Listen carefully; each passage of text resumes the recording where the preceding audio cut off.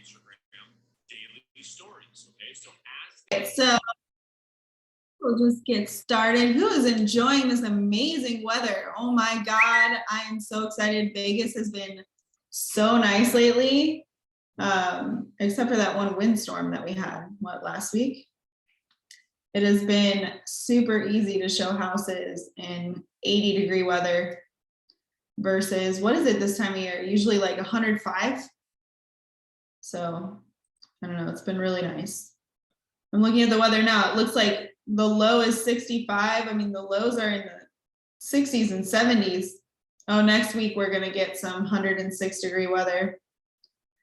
I actually found this guy on YouTube where he just reports on the weather and he's talking about all these crazy weather patterns. I'm such a YouTube freak. I'm like always on YouTube. So I find the weirdest things. Yeah, same. We don't watch TV, we just stay on YouTube pretty much. He's talking about how there's this crazy storms over like the Atlantic that aren't usually there this time of year. And we're gonna get some crazy hurricanes pretty soon here.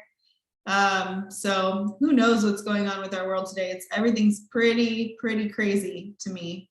And now we're talking about impeaching Biden. So I don't even know what to think about everything, but let's not get into politics. I'll refrain.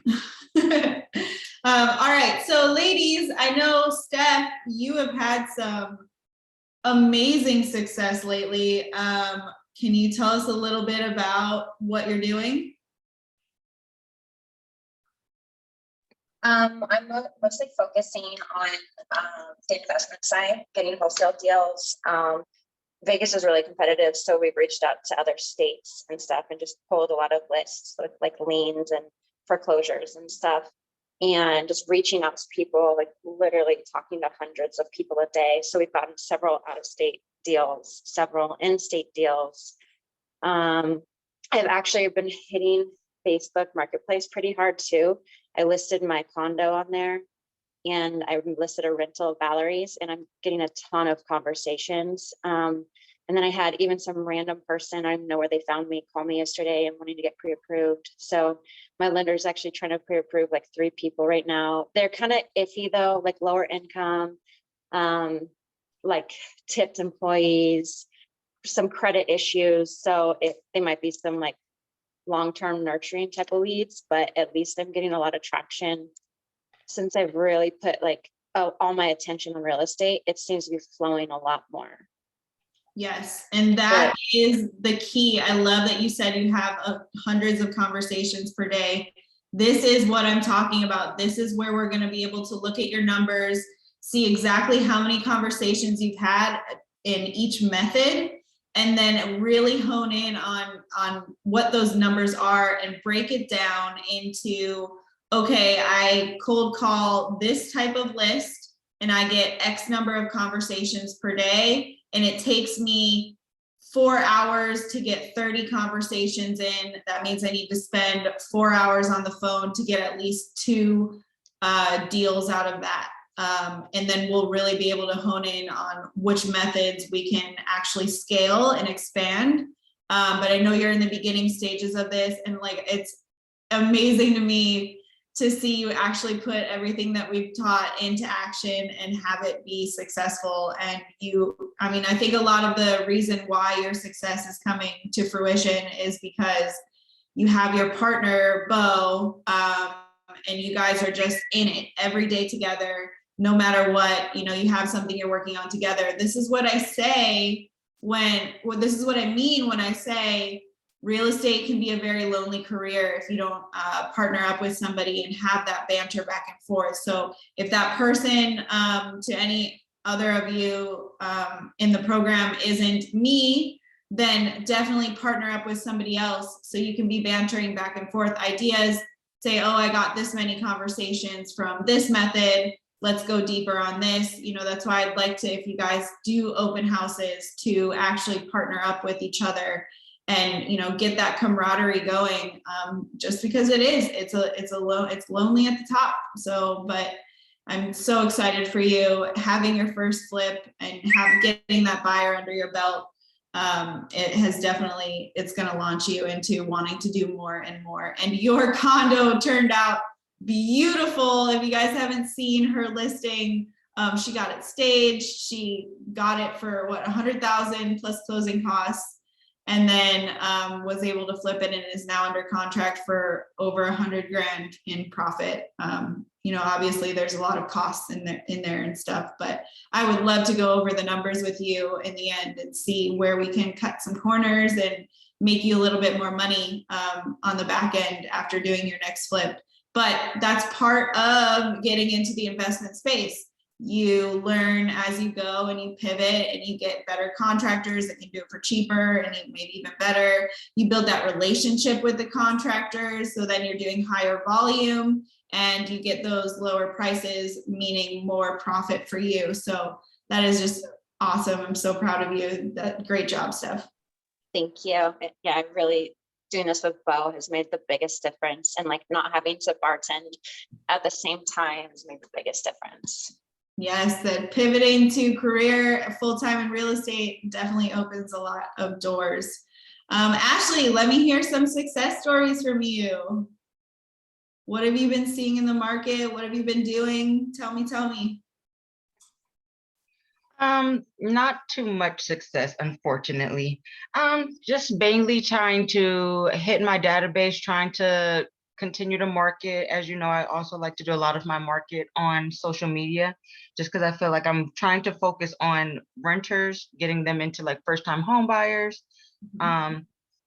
So mainly that. A lot of my calls, I mean, a lot of people that I've been seeing at least have been telling me they're just afraid of rates right now. So I think right now I'm also, with the next week, I'm trying to pivot and trying to have more open conversations. Like I'm trying to get more lists. I'm trying to get more cold calling lists to call around and have people, to convert them.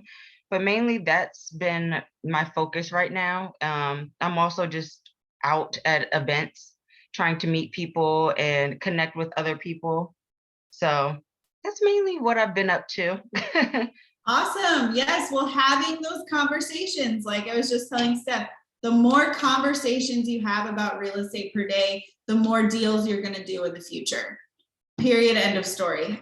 Real estate is a contact sport. The more contacts you make, the more business you're going to do.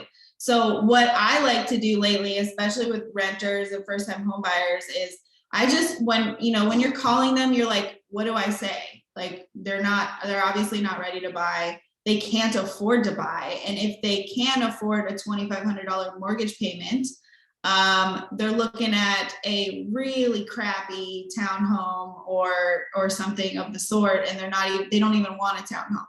So what I do is I just go over to Google, I search mortgage rates today, and I keep an eye on this literally every single day. It will automatically come up with something that looks like it'll say 300,000, 20% down payment, what state, Nevada, and then it'll give you a credit score drop down.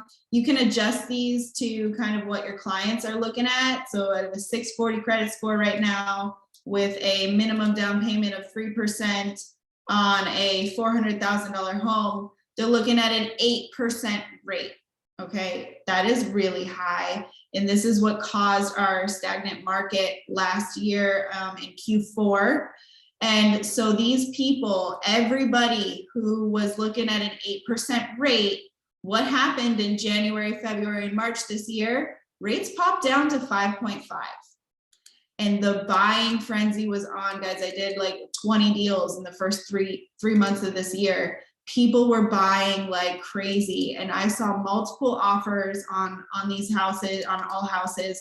But guess what? I started those conversations with those people 5 months before that, when the rates were at 8 in Q4 last year. And so then I was able to build that relationship with saying, hey, like, look, maybe just do another 6 months lease at your apartment. And I will be the one to call you first when those rates do pop down to something more affordable.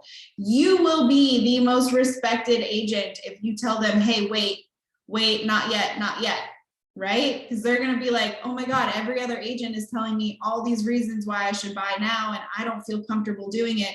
If you're getting that type of pushback and you're going over their finances with them and you're like, yeah, I see what you're saying. Like it's kind of crazy right now. Maybe let's wait. Do it. Now, let's reverse that to somebody who does have the money, somebody who is making $240,000 a year, and they can't afford that $3,500 payment temporarily. Right now is a great time to buy for them because they're going to get a discount on the house since houses aren't going as fast and there's not as many buyers out there who can afford to purchase. So if they buy now with a higher down payment, then they can refinance as soon as those rates pop down. And I know that my lender, Paul, who I've built a major relationship with for our entire brokerage, he is offering a free refinance within the first year. So all of these things that I just said are topics of conversations for the two different sides of I can't afford to buy now and I can't afford to buy now, but I don't see the reason why. So being able to pivot those conversations for the different types of buyers and really just be the expert in your market is going to be key to getting those relationships started and having those people actually trust you for the future, that you're not just going to try to sell them for your own benefit. So I think that those are a couple different ways that you can pivot those conversations with the people that you're having right now. But the weather is so nice. You did so well at that open house. I want to see you doing that consistently. That is really what's going to get you to have more conversations, and there's targeted people who are thinking about purchasing a property. And I see you, Ashley, as somebody who's going to be working more in the 550 to 750 price range. So if you can do more open houses at those types of listings, I would really love to see that from you. I think that that will really launch you in the next 6 and 8 months. What do you think? I agree. Like you said, I'm trying to find out other ways and just get creative because the market's so different. Like I've kind of seen the up and downs in the markets over the years, and right now it's just a different conversation, as you were saying, to have with your clients. So I do agree. I'm trying to time block and everything like that, like you said, manage it all. But absolutely, I do agree that more open houses, I'm thinking I'll be able to get some done like Thursday, Friday, like you said, just planning it out. I want to do more open houses. I would love to collaborate with some other people. And I even have a close relationship with one of my lenders who is always telling me, like, let me know when you have your open house so I can come and, talk to your buyers for you and have that conversation there. So like you said, it's all about the execution of the plan as well. So once this is all over as well, I would love to sit down too, Lauren, and just kind of brainstorm and talk about ideas, listings, the whole shebang. So yeah, of course. I've been doing a lot of one-on-one. Like people have not been active in the group. They've been just coming to me directly. Like I've been getting a lot of morning huddle texts. They're just telling me what their plan is. So if you just want to start doing that, just one-on-one with me, please just banter back and forth with me. I think that, there's paralysis by analysis going on a little bit here. And obviously I don't know what's going on in your personal life, but if we just put this into action, just do it. I mean, it doesn't have to be fancy. It doesn't have to be perfect. You can hone in on your skills as you go and add things, but we don't have to make the big open houses a big, huge open house. It doesn't have to be super successful the first 4 times you do it. You'll just get used to getting yourself in the habit of doing one open house per weekend or doing one every other weekend. Just set that goal for yourself. Say, I'm going to do 2 open houses per month, one on the first Sunday and one on the third Sunday, and stick to it. And then you can add from there. Just get used to yourself really being in the business and working in the business. And then when you're not doing the open houses, working on your business, which is doing your social media, and make sure, since social media is pretty high on your priority list and you're really good at it, I would make sure that every time somebody comes into your open house, just make sure to get their Instagram. I think that will really launch you and build up your audience and build up the number of conversations that you're able to have with people. And you do a lot of the things on your story that are like, click here, the polls or like the slider. Anybody who does respond to those, maybe just go ahead and click on their Instagram and make a comment on one of their posts that they posted recently. Just, kind of saying, hi, here I am, visit my profile. Not literally saying that, but make a meaningful comment. If they posted something, they were at Disneyland, be like, oh my God, I love that ride, even if you haven't been there, you know, it's just kind of saying, hi, look at me. And they'll click on you and check out your story and stuff like that. So I think that that'll really, really help you too.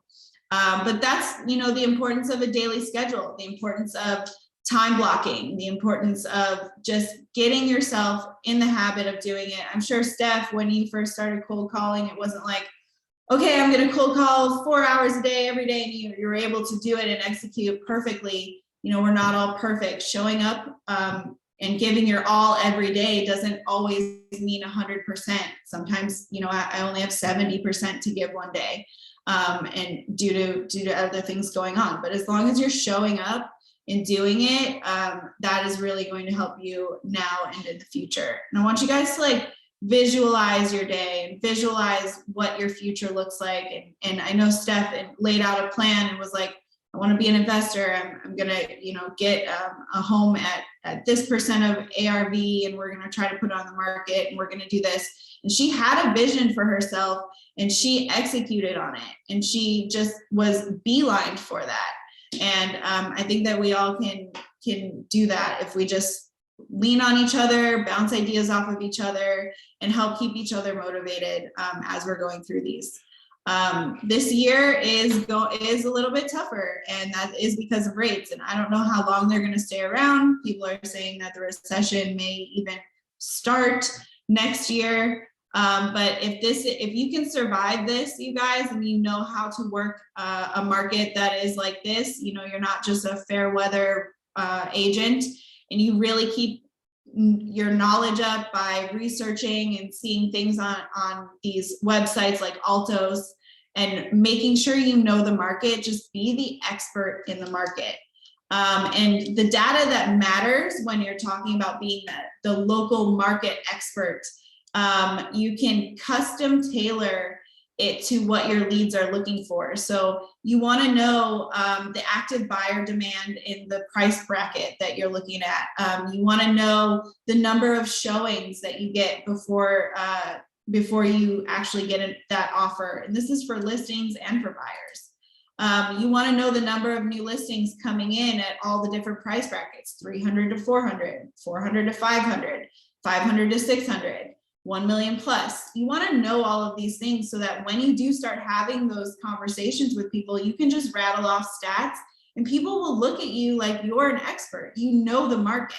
This is what people come to us for. And there's so many agents who don't know this, that you will stand out. The bar is so low for agents, especially in Vegas. I haven't been an agent in any other market except for Vegas, but I've heard from agents coming in everywhere else that like, it's hard to find a good agent here in Vegas. So when I say the bar is low, just do these things that I'm telling you, and you will set the bar super high.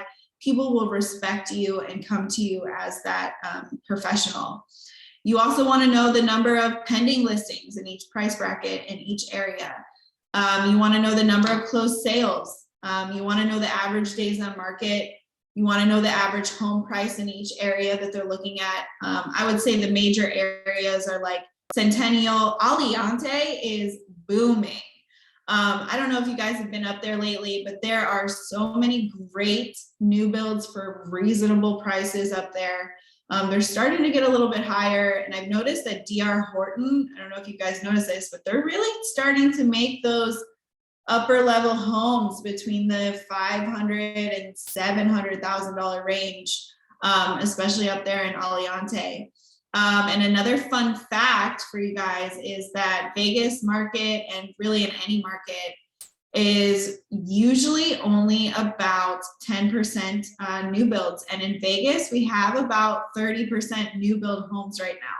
So our inventory is super low and people are just gravitating towards those new builds. And there are a lot of reasons why. They are offering a ton of incentives. They're also offering rate buy downs. They're also offering lower rates. Like I see, what is it? Is it Pulte and American West are offering like a 4.99 rate or 5.6 rate. That is what they're advertising on their website. I know KV Homes KB Homes, who never offers any incentives to their clients, right now is offering $20,000 down in, what's it called? Inspirata. They're offering $20,000 towards a rate buy down. And I've never in my career seen KB offer any incentives to their clients. So these are also things that Ashley and Steph, when you're talking to renters and they're like, I can't the rates, get them in with the new builders. Just say, hey, I know the rates are really high, but hey, guess what? You can get a brand new home with a rate that's even lower because of my relationship with the builder. That's what I like to say to my clients. I built a relationship with the builder and they give my clients $20,000 towards a rate buy down. You can get rates as low as X percent. So that's what I like to say. That way they come to me, they think that I have the incentive. It's just a little sales trick, but really anybody can get it. You can choose to use that or not. But that is something that I like to drive the renters to also. You want to know what the list price to sales price ratio is. And that means if a home is listed at 500,000, what does it usually sell for in this type of market? Okay, $500,000 homes are usually going for 480 to 490, things like that. You want to know the inventory. You want to know the entire market. And then you also want to know neighborhood specific. So for example, you can have, the entire market of Summerlin, the average price point is like 635. And then Red Rock Country Club, the average price point is 1.6 million, things like that. And you want to schedule this research weekly or monthly. Altos Research, like I was saying, is an amazing website. I will, let's see if I can find an email from them. I just have these automated emails come into me in my website. In my email, research, Altos Research.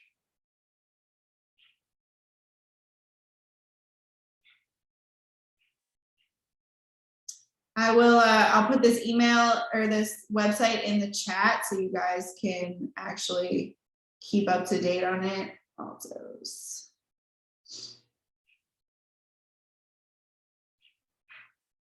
So it's altosre.com. Great, really easy to consume data on the market and what's going on. But we also have some pretty powerful tools within our MLS that they provide for us. So definitely take a look and explore those. Showing time stats and stuff like that will show you exactly how many showings and stuff before it goes under contract. Also wanted to tell you guys, I have a couple different Ryan Serhant programs that I bought for you guys. So I will put there is one called the Kodo selling method. And that one is really good. And that's a little bit more advanced, but if you guys just want the absolute basic training from Ryan Serhant, I'll put that in the chat also. Let's see. Yeah, I started that one last week. Awesome. What do you think about it? It teaches a lot of the same things I do. Yeah, I haven't gone too far. I got like 3 or 4 chapters in. There hasn't been anything too specific, mostly just closing from day one was kind of what I got from it so far, but I'm going to try and finish it. Awesome. I'd love to see what you think about it. I thought it was pretty good. Obviously Ryan Serhant is hilarious. I love him. So watching him on video is awesome. Also his book, Sell It Like Serhant, I have it right up there. He also did narrate it. So I got it a book on audiobook also. It is so funny. He's just really funny. I'm halfway through that one too, but it's been a while since I've picked it up. If you can actually listen to it on audio, I think it's so much better because it's in his own voice and like how he wrote it is just really, really funny. Yeah, that's a really good one. Another book that I think is amazing. Let me show you.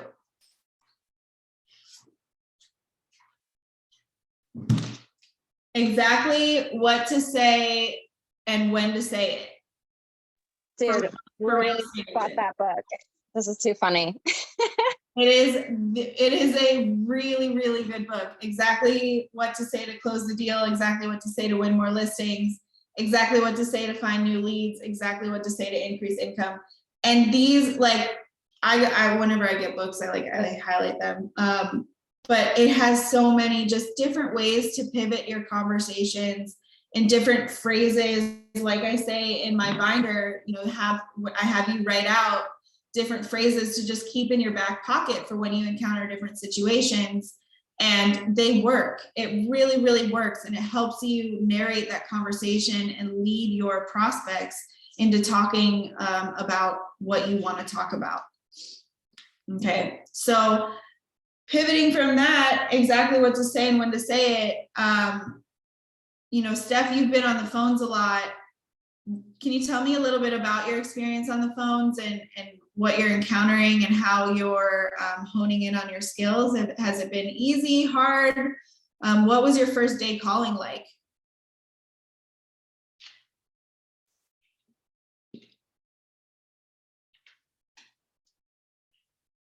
Are you at the gym? All right, I think she's at the gym. But yeah, if you have leads, if you buy leads or whatever, like you're also going to have to call them anyways. So I think that buying leads is kind of a scam. Creating your own leads is just going to lead you to way more business in the future. So don't waste your money if you haven't been spending time on the phones already. Don't waste your money buying leads. But honing in on those conversations, it's going to be uncomfortable at first if you're not used to being on the phone. So the one thing I want you guys to focus on when you're on the phones and talking to your leads is, what is the purpose of my call? Why am I calling this person? Does anyone know what the number one purpose of every single call should be? Getting their info. No, you already have their info. You're calling them.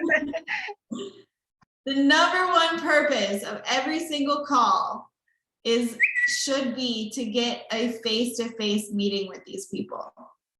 You always want to get them face-to-face. You want to be able to shake their hand, show them, who you are, get them in person, get them to commit to that. It's not only going to help you filter out who's serious on buying and who's serious on selling, but it'll also get you to shake their hand, build rapport with them, show them your expertise, and really just be able to build that relationship for now or for the future. So the purpose of the call is the face-to-face appointment, period. We're not focused on commissions. We're not focused on what are you going to do to sell my house? Are you going to put it on Zillow? What are you going to do to market it?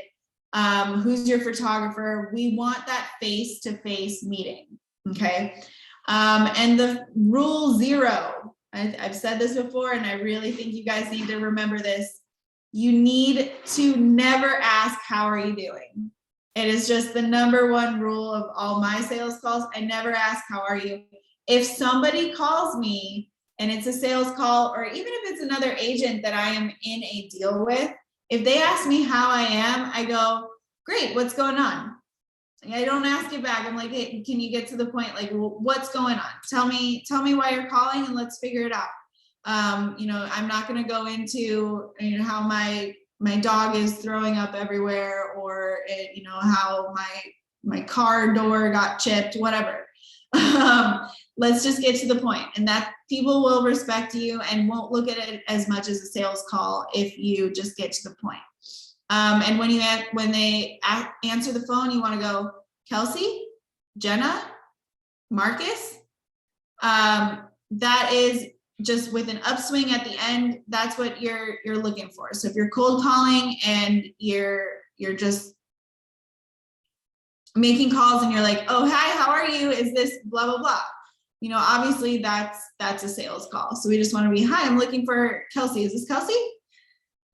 Things like that. You want to use their first name. And then when you introduce yourself and they say, yes, this is Kelsey, you want to be like, hi, this is Lauren. I'm a local real estate broker, and I need your help doing blah, blah, blah. Do you have a moment?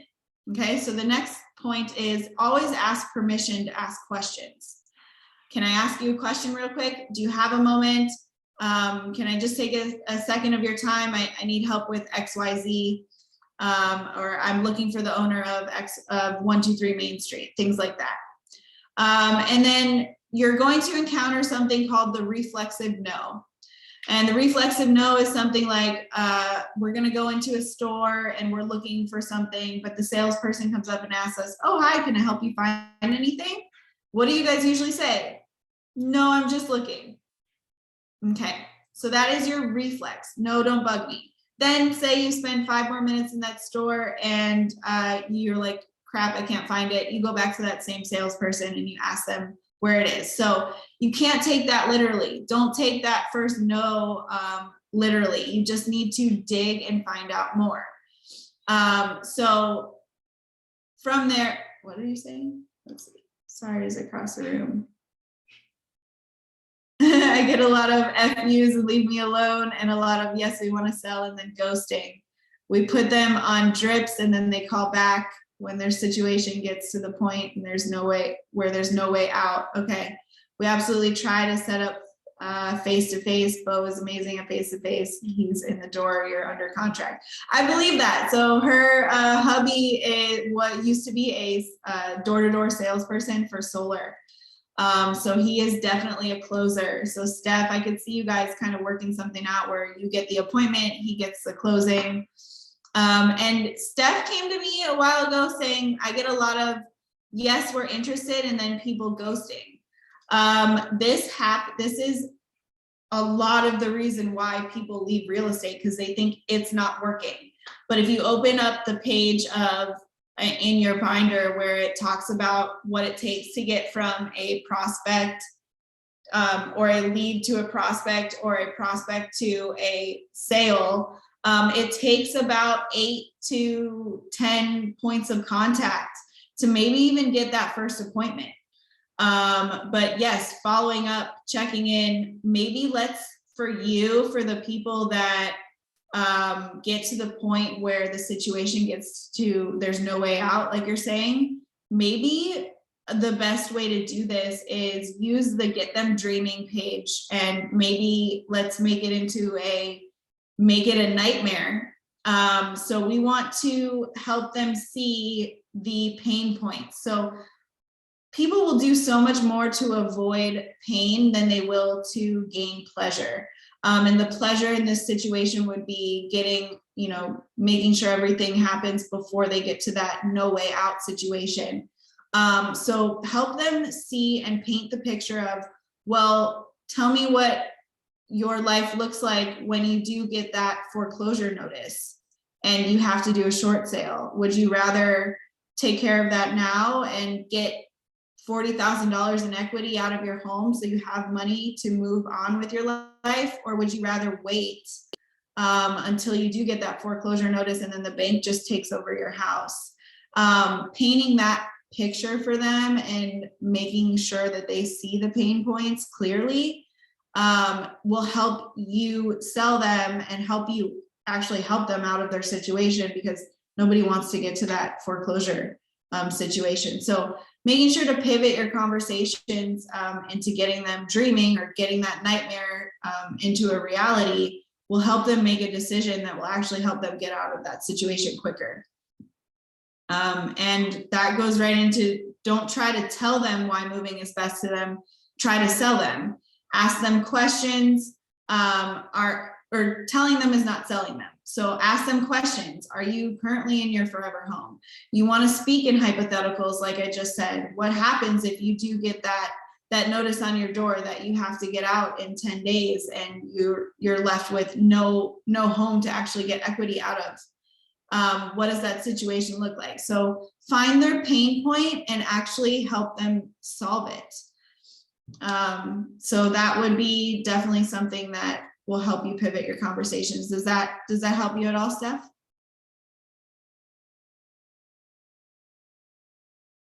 Yeah, it definitely helps a lot, actually. Okay, cool.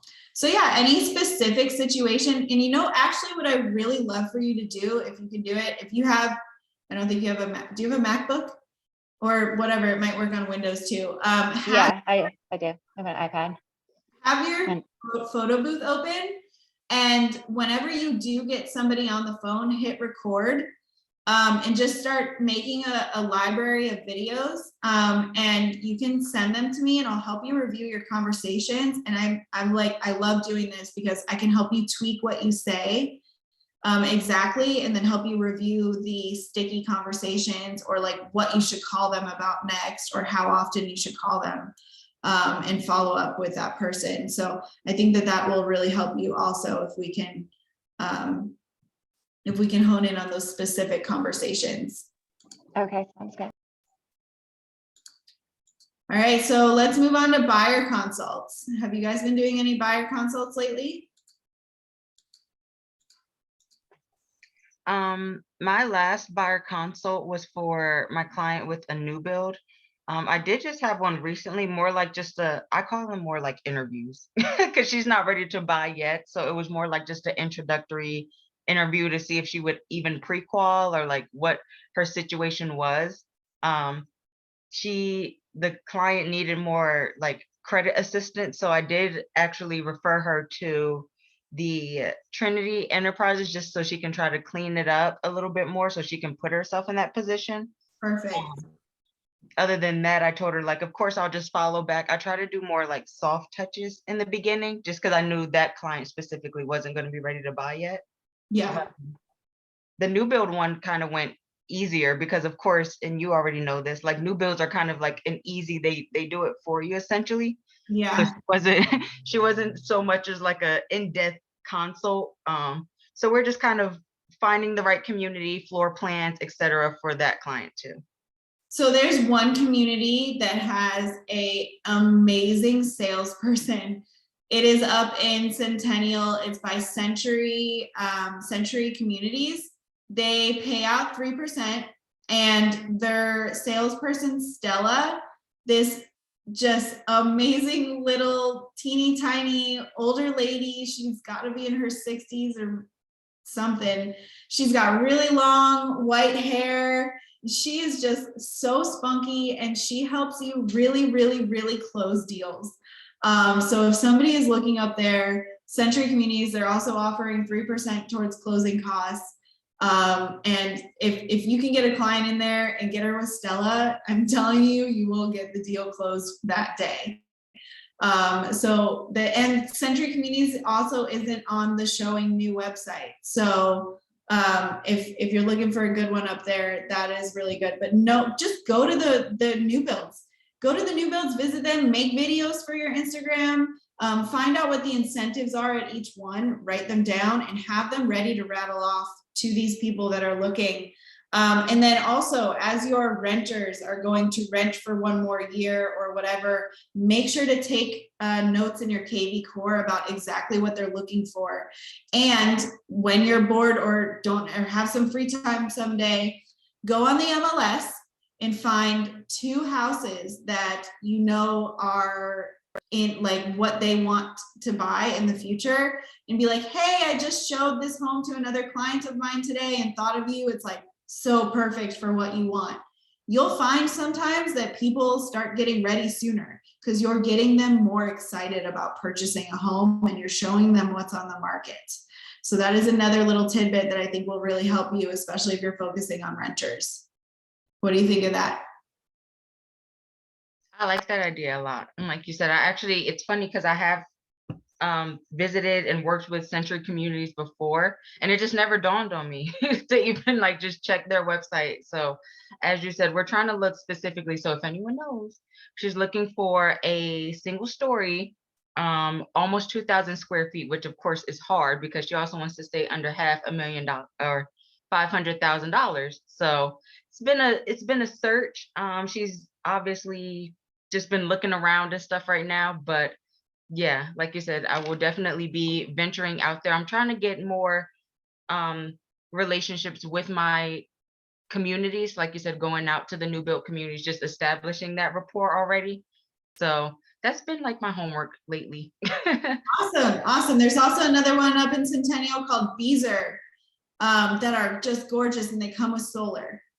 Yes. I took her up to the Beezer homes, and like you said, she didn't really have much to say about it, but like you said, I love Beezer. It's kind of similar to KB Homes for new builders, so I love it. I think it's way better than KB Homes. I was really impressed when I walked in there with the high ceilings and just everything that they put into it. I was really surprised. Actually, a client had told me about that up there. So those are also very, very good ones. But yeah, so I think that you guys are going to do really well if you just keep going. I mean, keep getting through this sludge of a time right now. It is pretty tough. Rates did pop down a little bit last week, but they're still pretty high. So just be honest with your clients. If they have the money and it makes sense for them, help them understand why. And if they don't have the money, just be the person who's constantly updating them, constantly getting them excited about the homes that are in the market, sending them homes that you've just showed clients, stuff like that. Those little tidbits will really help you close some more deals now and in the future.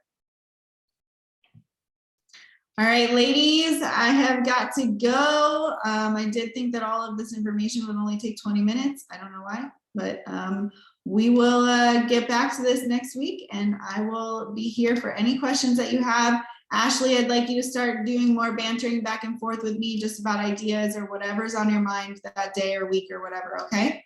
Okay, sounds good. I'm never wanting to bother you, Lauren, so now I know. I'll just Don't ever think that. I don't know why agents say that. I want you bothering me all the I time. bother her so All much. the time. I want you bothering me all the time. This is how we grow. This is how we grow. All right. All right, thanks, Lauren. All right. Bye, Have a good guys. day, ladies. Talk to you later. Bye. Bye.